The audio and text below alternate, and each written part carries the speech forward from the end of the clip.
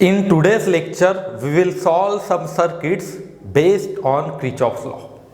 तो देखो सबसे पहले क्वेश्चन एक दिया है आपको जिसमें से दो बैटरीज है 30 वोल्ट 6 वोल्ट की, ए एंड बी दोनों पॉइंट्स है। आपको पूछा है current and potential difference across each cell कि ये आई की वैल्यू निकालनी है एंड इन दोनों सेल्स के अक्रॉस पोटेंशियल डिफरेंस देखना है। चलो फिर एक काम करते हैं, मैं ऐसे मानता हूँ कि ये वाली जो बैटरी है यहाँ से कुछ I1 करंट ये आ रहा है, तो ये पूरे ब्रांच में I1 करंट होगा जब तक जंक्शन नहीं आता। सिमिलरली 6 वोल्ट से मैं I2 करंट फ्लो हो रहा है ऐसे मानता हूँ, तो I1 एंड I2 ये दोनों करंट फ्लो हो रहे हैं। अब ये दोनों करंट मिलके यहाँ पे कंबाइंड हो गए, तो क्या ए पॉइंट पे जंक्शन लॉ लगा सकता हूँ मैं? जंक्शन लॉ और ए पॉइंट पे जंक्शन लॉ और जी से क्या कहते हैं? Kirchhoff's current law. लगा दो ये लॉ, क्या कह सकते हैं हम? Sum of incoming equal to sum of outgoing. Incoming currents कितने हैं? इनकमिंग करंट्स दो है, I1 एंड I2। सो मैं I1 plus I2 equals to outgoing I ऐसा लिख सकता हूँ, है ना सिंपल। ये हो गया पहला इक्वेशन। दूसरा इक्वेशन, मुझे अब लूप लॉ लगाना होगा क्योंकि 3 अननोन है, एटलीस्ट 3 इक्वेशंस हमें फॉर्म करने होंगे। एक फॉर्म कर लिया, दूसरे के लिए मैं एक लूप कंसीडर करता हूं, ऐसा लूप, ठीक है, ये क्लॉकवाइज वाला। अभी मैं अप्लाई कर देता हूं लॉ हमारा, तो by applying loop law, and loop law कौन सा है? ये ब्लू वाला लूप। ए से स्टार्ट करेंगे हम, ठीक है। तो ए से स्टार्ट किया हमने, आगे गए हम पॉजिटिव से निगेटिव टर्मिनल की तरफ जा रहे हैं। साइन कन्वेंशंस याद करो। इफ सपोज हम पॉजिटिव से निगेटिव जा रहे हैं तो मुझे लिखना होगा -30 निगेटिव। हम आगे की तरफ जा रहे हैं, करंट पीछे आ रहा है तो प्लस IR, तो प्लस I1 इंटू 6 ये हो गया। और आगे आए हम भी उसी तरफ जा रहे हैं, करंट भी उसी तरफ, तो -3 इंटू I2, ठीक है, -3 इंटू I2 लिख दिया। अब निगेटिव टर्मिनल से पॉजिटिव की तरफ जा रहे हैं तो +6 वोल्ट एंड इक्वल्स टू 0। पूरा सर्किट आ गया ना इसमें, सभी सर्किट को हमने इसमें नाप लिया। अब देखो आगे, इसे अगर मैं सॉल्व करूं तो 6I1 -3I2 -24 इक्वल्स टू 0। देखो इसे 3 से डिवाइड करने के बाद क्या मिलेगा हमें? 3 से डिवाइड कर लो, twice I1 -I2, ठीक है, इक्वल्स टू 8। ये बन गया हमारा फर्स्ट इक्वेशन। फर्स्ट इक्वेशन आया, तो फर्स्ट इक्वेशन इस छोटे लूप से आ गया। मैं एक काम कर सकता हूँ, यहाँ से लेके ये एक कंप्लीट बड़ा सा लूप भी चेक कर सकता हूँ। कैसे? देखो ध्यान देना, हाँ, ए, यहाँ पे एक C D B E F A, ऐसा मैं एक लूप ले सकता हूँ बड़ा सा, एंड इसके अंदर भी किरचॉफ लॉ लगा सकता हूँ, लूप लॉ, ठीक है। देखते हैं फिर, मैं लिख देता हूँ A C D B E F A, ऐसे लूप में लगा देंगे। देखो क्या होगा, हम पॉजिटिव से निगेटिव टर्मिनल की तरफ जा रहे हैं तो -6। हम आगे जा रहे हैं, करंट अपोजिट में आ रहा है तो +3 इंटू 2 I2, ठीक है, 3 इंटू I2, सिर्फ 3 इंटू I2 IR। हम ऐसे आए, देखो करंट अपोजिट में जा रहा है, हमारा पाथ उसके अपोजिट में है, तो हमें लिखना होगा +5I इक्वल्स टू, इन सभी की समेशंस कितनी आनी चाहिए? 0, किरचॉफ वोल्टेज लॉ के हिसाब से। अब देखो ये कितना आएगा, 5I plus thrice I2 equals to 6। But क्या I के लिए इक्वेशन पहले ही बनाया है हमने? I1 plus I2 equals to I, लिख दो यहाँ पे 5 in bracket I1 plus I2 plus 3I2 equals to 6।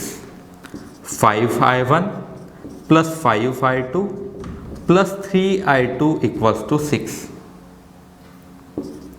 5i1 plus 8i2 equals to 6। ये आया एक इक्वेशन। तो ये था फर्स्ट इक्वेशन, ये है सेकंड इक्वेशन। कैसे सॉल्व कर सकते हैं? मैं एक काम कर सकता हूँ, इस इक्वेशन को 8 से मल्टीप्लाई करो, इसमें ऐड कर दो, देखो क्या होगा। अगर 8 से मल्टीप्लाई कर दूँ मैं, 8 2 16 i1, 8i2, 8 इंटू 8 64 ये होगा। एंड इस इक्वेशन को ये वाली इक्वेशन में ऐड कर देते हैं। 16i1 minus 8i2 equals to 64। देखो ऐड करने के बाद क्या मिलेगा, 16 प्लस 5 21i1, 8 8 कैंसल, ये कितना आ जाएगा 68। ठीक है, नॉट सॉरी 64 प्लस 6 70, ये आई वैल्यू। तो i1 की वैल्यू आ रही है 70/21। तो वी नो दैट 7 10 था, 7 3 था, तो 10/3 आई i1 की वैल्यू। तो फर्स्ट वैल्यू तो i1 की हमें मिल गई। अब i1 की वैल्यू रख के क्या आप i2 निकाल सकते हो? इस फर्स्ट इक्वेशन में हम i1 की वैल्यू रख देते हैं। देखो i2 मिल सकता है क्या, 2 into i1 that is 10/3 minus i2 equals to 8।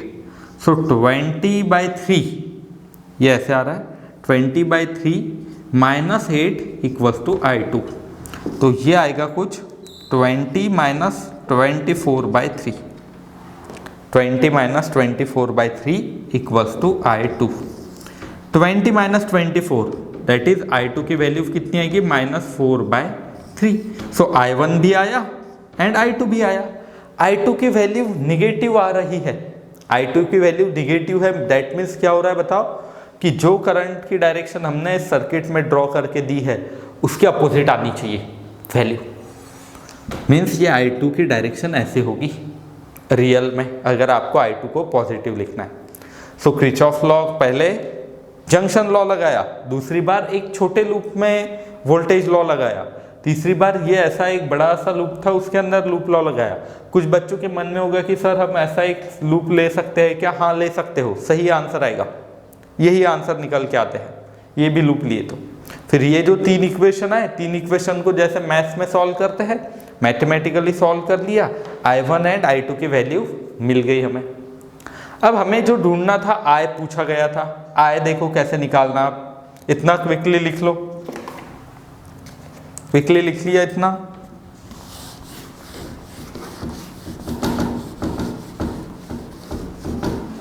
देखो i मैं निकाल के देता हूं, i1 plus i2 equals to i है, तो ऐड कर देता हूं मैं। i1 की वैल्यू कितनी है, 10/3 minus 4/3 equals to i। 10 minus 4 that is 6/3, ये आई है i की value. 6/3 is nothing but 2 ampere. Current आ गया ना, कितना करंट फ्लो हो रहा है, i की वैल्यू जो है 2 एम्पियर। पहला क्वेश्चन सॉल्व हो गया, फाइंड करंट आ गया। Potential difference across each cell, तो पोटेंशियल डिफरेंस अगर मुझे निकालना है तो VA माइनस VB इन दोनों पॉइंट्स के बीच में, तो हम ये सर्किट से भी जा सकते हैं और दूसरे एक बड़े से रास्ते से भी AFCB से भी जा सकते हैं। तो देखो सिंपल मैं AFCB से आपको बता देता हूँ एंड दूसरा फिर ये वाला भी बता दूंगा, बीच वाला पाथ। तो देखो अगर समझो मैं बीच वाले पाथ से जा रहा हूँ, VA -30, ठीक है, plus IR that is IR की वैल्यू कितनी होगी, 6 इंटू I की वैल्यू I1 की जितनी, I1 की वैल्यू 10/3, तो ये आ जाएगा 10/3 equals to potential at B। तो 3 2 था, तो VA -30 प्लस 20 that is -10 equals to VB, और VA minus VB equals to 10। ये एक मैंने रिलेशन निकाल के दिया, A से लेके B तक गए। और इससे भी सिंपल तरीका है, इससे भी सिंपल तरीका कौन सा है, ये वाला लूप कंसीडर करके पोटेंशियल डिफरेंस निकालना। कौन सा लूप, AFCB। इस लूप को देखते हैं जरा, AFCB को कैसे होगा। पोटेंशियल एट A, AFCB से जा रहे हैं हम। पोटेंशियल एट A ठीक है, हम भी उसी तरफ, करंट भी उसी तरफ, -5i equals to potential at B, 5i की वैल्यू 5 इंटू आई की value 2 equals to V B. So V A minus V B की वैल्यू कितनी आई, 5 2 10। तो देखो डायरेक्ट 5 को i से मल्टीप्लाई करने के बाद भी मिल सकती है। एक आधा स्टूडेंट अब ऐसे भी कर सकता है, ए सी डी बी, ये पास से भी जा सकते हो आप। अब ये घर पे करके देखना आपने खुदों के कि ए सी डी बी से अगर मैं जाऊं तो क्या फिर मुझे यही आंसर मिलेगा, कौन सा, 10 के जितना, एंड 100% वही आंसर मिलने वाला है।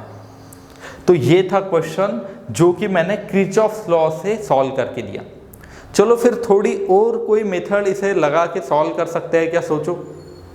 मैंने और कई मेथड बताई थी। यहाँ पे कितने सेल है देखो जरा, यहाँ पे है 2 सेल्स, तो मैंने कॉम्बिनेशन ऑफ सेल्स ये आपको टॉपिक पढ़ाया था। तो ये किरचॉफ लॉ से आप अच्छे से सॉल्व कर लो, मैं आपको नेक्स्ट सेल्स का यूज करके सॉल्व करके देता हूं। तो इसी क्वेश्चन को हम by using combinations of cell solve करके देखते हैं। तो फिर हमने ई इक्विवेलेंट के लिए फॉर्मूला क्या बताया था, याद आ रहा है आपको कुछ?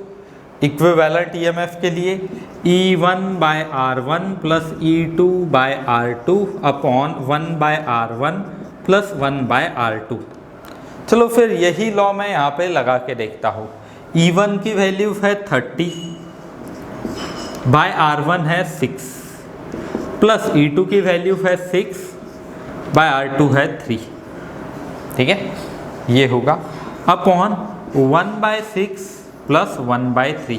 तो ये हो जाएगा 6 5 30, 3 2 that is 5 plus 2 7 upon 1/6 plus 1/3, 3 plus 6/18 और 7 इंटू 18/9, 9 2 हो जाता है ये, 7 2 14 वोल्ट। तो बैटरी आ गई 14 वोल्ट की। तो मैं इसका इक्विवेलेंट सर्किट ऐसे कुछ ड्रॉ कर सकता हूँ। यहाँ पे कितना आ गया है 14 वोल्ट, ठीक है, एंड यहाँ पे इंटरनल रेजिस्टेंस स्मॉल आर। अब ये जो सीरीज में रेजिस्टेंसेस है इन्हें मैंने इंटरनल रेजिस्टेंस माना एंड सॉल्व किया। इसे मैंने स्मॉल R1 लिखा है, इसे R2 एंड सॉल्व कर दिया है। अब R इक्विवेलेंट की वैल्यू कितनी आती थी, R1 R2 upon R1 plus R2, और ये पैरेलल में तो, और 1/R equals to 1/R1 plus 1/R2।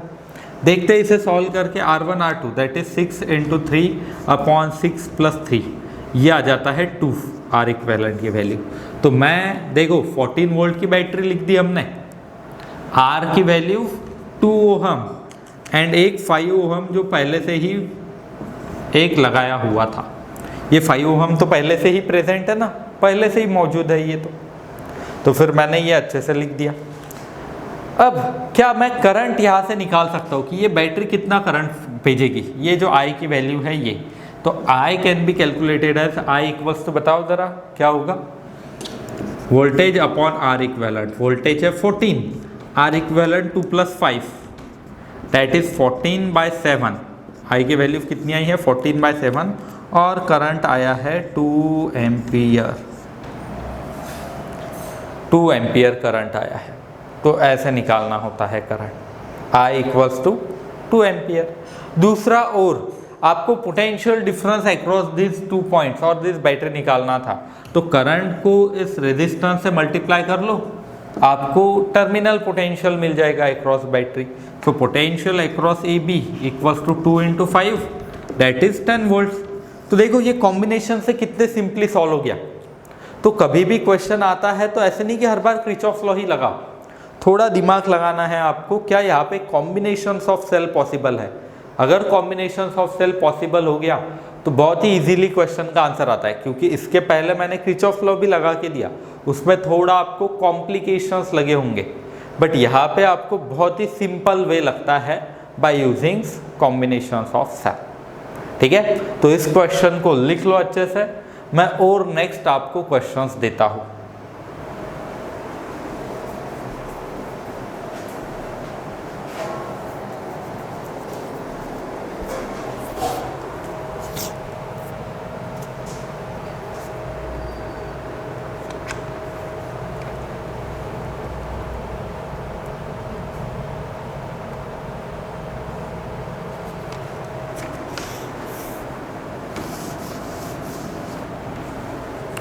तो चलो फिर सॉल्व करते हैं नेक्स्ट क्वेश्चन, जिसमें हमें 3 सेल्स 3 बैटरीज दी है, उनके साथ साथ 6 ओहम 3 ओहम 2 ओहम ये रेजिस्टेंसेस दिए हैं।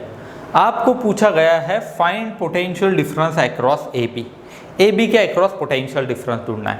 अगर मुझे यहाँ से जो करंट पास हो रहा है वो करंट मिल गया तो मैं पोटेंशियल डिफरेंस बता सकता हूँ, ठीक है। ये एक बी के बीच में करंट पता है, तो फिर जैसे कि कल मैंने VA minus this plus this ऐसे करके हमें पोटेंशियल फाइंड करते आता था, किरचॉफ लॉ का ही एप्लीकेशन, वैसे ही कर सकते हैं। बट करंट ढूंढना है तो पहले मेथड से मैं सॉल्व करके देता हूँ, किरचॉफ लॉ वाली। देखो फिर कैसे होगा। लेट से यहाँ से करंट I ये निकल रहा है, I1 ले लेते हैं, ठीक है। यहाँ से करंट कितना निकलेगा I2, ये है जंक्शन। तो जंक्शन पे ये जो I3 होगा तो क्या हम ऐसे लिख सकते हैं एट जंक्शन ए पॉइंट लिख लेते हैं इसे by using Kirchhoff current law. क्या लिख सकता हूँ मैं, I1 plus I2 equals to I3। तो I3 को मैं डायरेक्टली अब ऐसे ही लिख दूंगा I1 प्लस I2 ये। तो क्या आपको एक लूप नज़र आ रहा है, पहले ये ऐसे वाला लूप, ठीक है, ए पी क्यू बी, ठीक है। तो पहले लूप में मैं लूप लॉ लिख देता हूँ ए पी क्यू बी। इसके अंदर किरचॉफ वोल्टेज लॉ लगाने के बाद क्या मिलता है, इक्वेशन ढूंढते हैं ज़रा। देखो यहाँ पे कुछ भी नहीं है, पॉजिटिव से नेगेटिव टर्मिनल की तरफ माइनस लिखना होगा, -30। Our direction of tracing and in the direction in which current is flowing, this two are in opposite direction, that's why मुझे प्लस I1 इंटू आर लिखना होगा, प्लस IR लिखना होगा, ये होगा। आगे बढ़ गए, हम आगे बढ़ गए।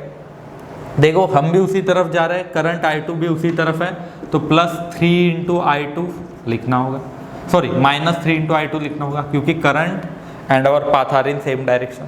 उसके बाद निगेटिव से पॉजिटिव टर्मिनल की तरफ, तो +6 इक्वल्स टू 0।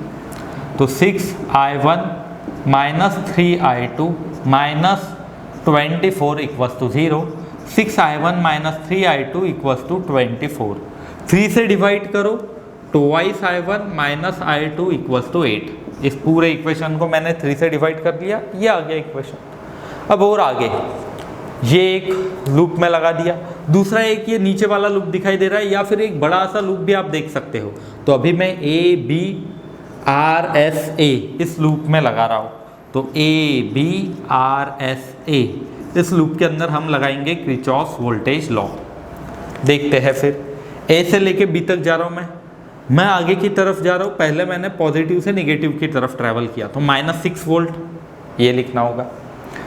हमारा पाथ एंड करंट अपोजिट में है, तो +I2 इंटू 3 आ जाएगा।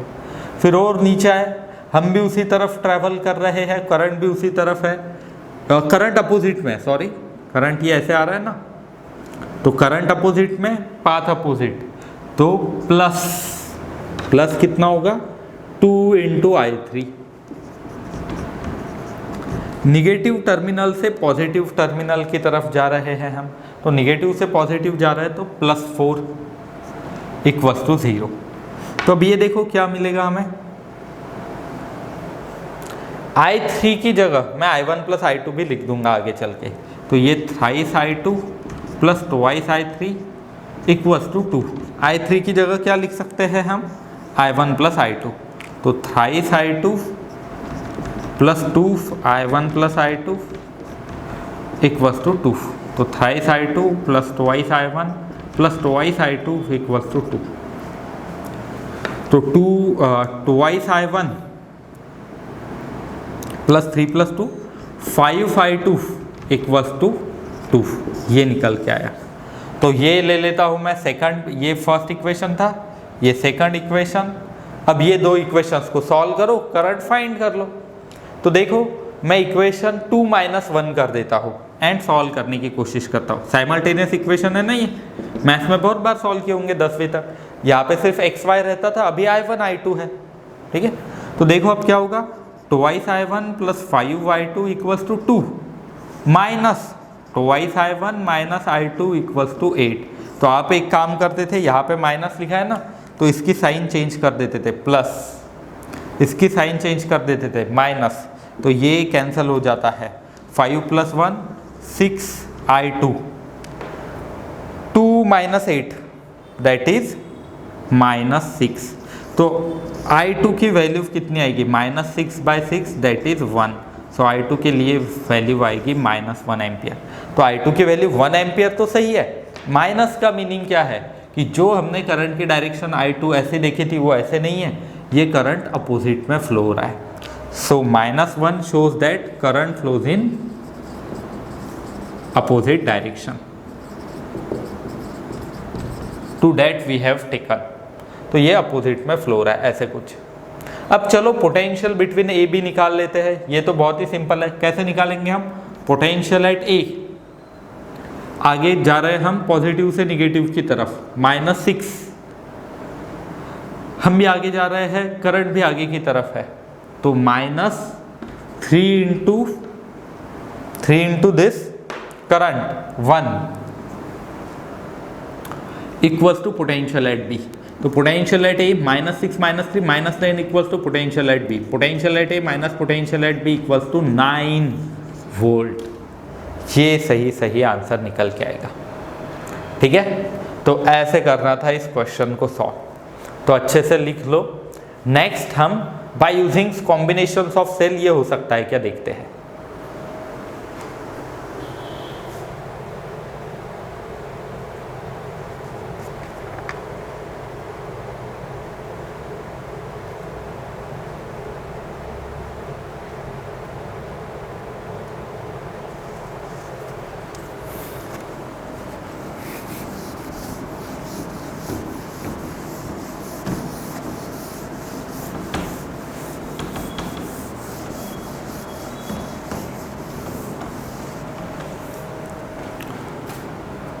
तो चलो फिर कॉम्बिनेशंस ऑफ सेल लगा देते हैं।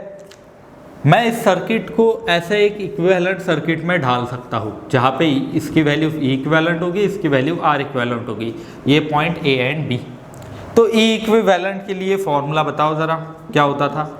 E1/R1 plus E2/R2 plus E3/R3 upon 1/R1 plus 1/R2 plus 1/R3।